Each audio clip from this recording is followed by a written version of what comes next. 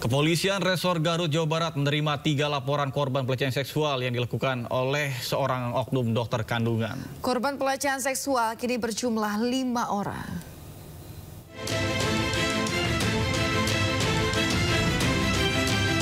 Setelah menetapkan tersangka MFS, seorang dokter pelaku pelecehan seksual di Kabupaten Garut, Jawa Barat, Satreskrim Polres Garut menerima 3 laporan baru dari pasien tersangka. Setelah menerima 3 laporan tersebut, maka jumlah seluruh korban menjadi 5 orang. Kelima korban sudah dimintai keterangan mulai dari pemeriksaan psikologis hingga visum. Kelimanya menjadi korban pelecehan seksual yang dilakukan pada tahun 2024. Dari pengakuan seluruh korban, 1 korban diantaranya mengalami pelecehan seksual di luar jam praktek. Sementara dari kelima korban tersebut, 1 diantaranya merupakan pasien yang berada di video yang viral. Dari 5 pelapor ini, salah satunya adalah alhamdulillah salah satunya dari video viral yang tersebar luas. Beliaunya sudah mau melaporkan didampingi oleh suaminya. Laporan pertama yaitu dilakukan yaitu di luar praktek yaitu di kos-kosan. Kemudian yang 4 korban 4 ini semuanya dilakukan di klinik tempat di mana dia praktek. Hingga saat ini Polres Garut masih membuka posko aduan terkait pelecehan seksual oleh oknum dokter kandungan. Dari Garut, Jawa Barat, Solihin Ainius melaporkan.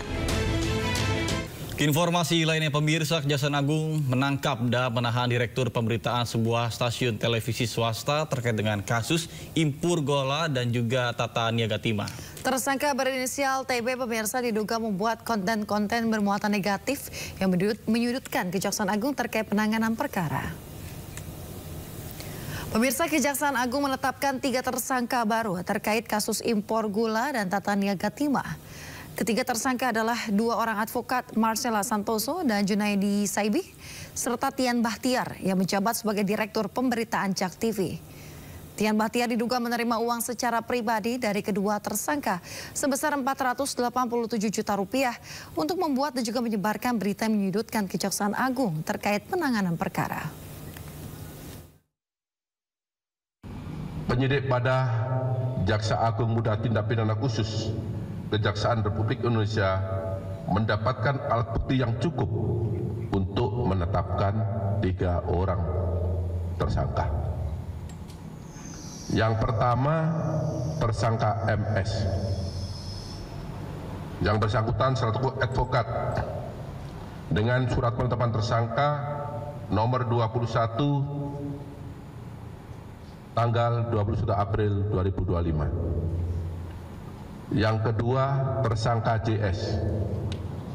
Yang bersangkutan sebagai dosen dan advokat berdasarkan surat penetapan tersangka nomor 29 tanggal 21 April 2025. Yang ketiga, tersangka TB selaku Direktur Pemberitaan JAK TV berdasarkan surat penetapan tersangka nomor 30 tanggal 21 April 2025.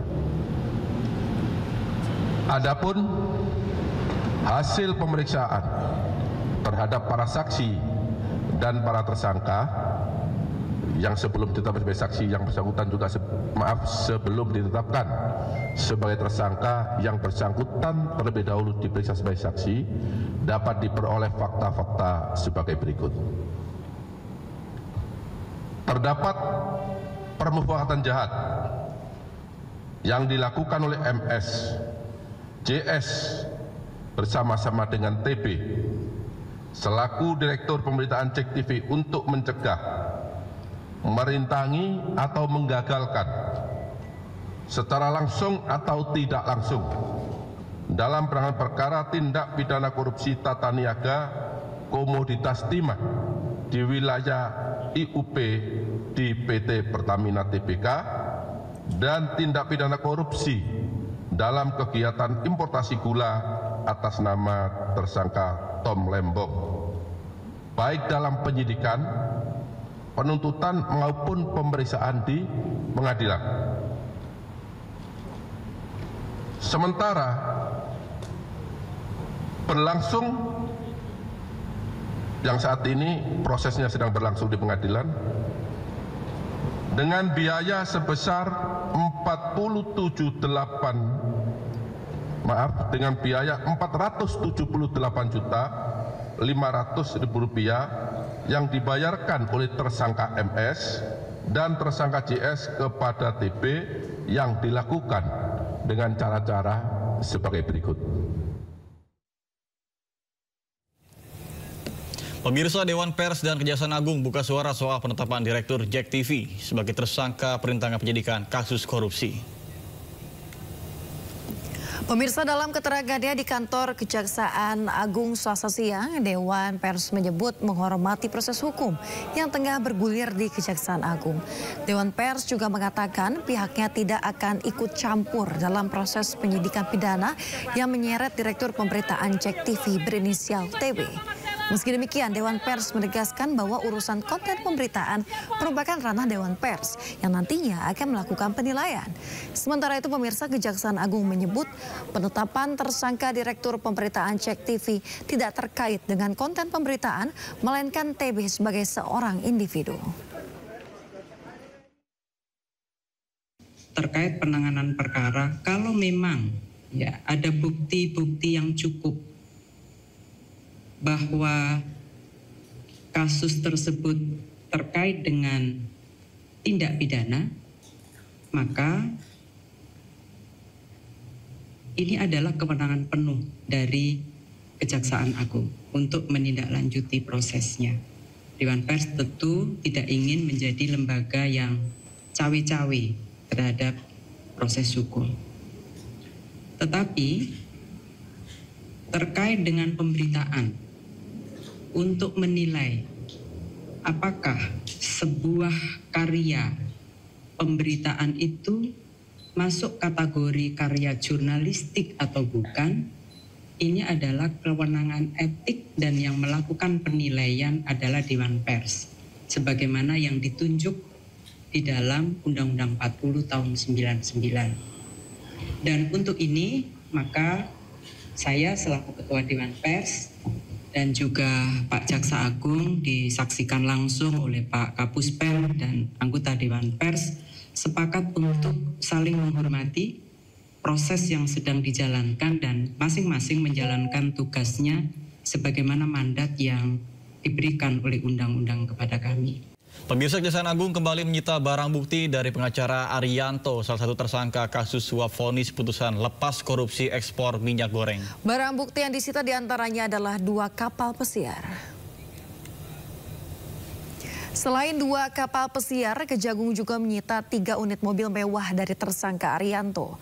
3 mobil sitaan ini di kantor Kejaksaan Agung Jakarta, sementara 2 kapal pesiar disimpan di lokasi terpisah. Sebelumnya, Kejagung sudah menyita barang bukti lain berupa mobil mewah, motor, dan sepeda dengan harga fantastis. Selain Arianto, pemirsa, Kejagung telah menetapkan 7 orang tersangka lain, di mana 4 diantaranya merupakan Hakim Pengadilan Negeri Jakarta Pusat dan Jakarta Selatan.